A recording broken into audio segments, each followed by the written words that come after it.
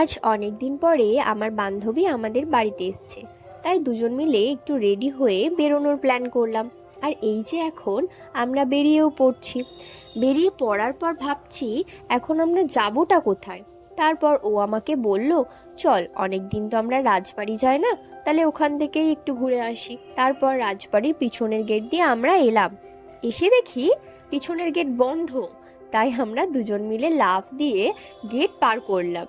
ও ঠিক সেম লাফ দিয়ে এপারে চলে এলো। তারপর তো দুজন মিলে খুব হাসছি। তারপর কৃষ্ণচন্দ্র মন্দিরে গেলাম। সেখানে গিয়ে তো দেখছি আজকে অনেক ভিড়, কারণ আজকে তো রবিবার, তাই অনেক ভিড় হয়েছিল। আর এই যে সামনে দুটো কিউট বাচ্চা ফটো তুলছিল। তারপর আমরা মন্দিরে ঠাকুর দর্শন করে দেখছি আরো অনেক দর্শনার্থী এসছে।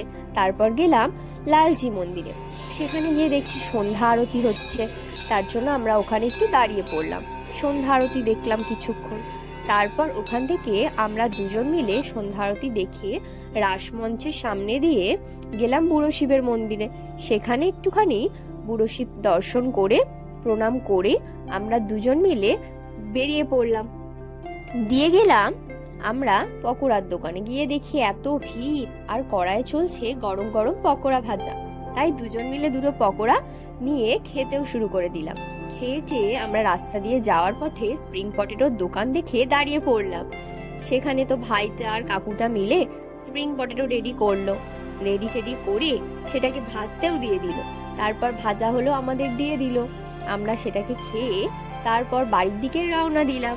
টাটা, দেখা হবে পরের ভিডিওতে।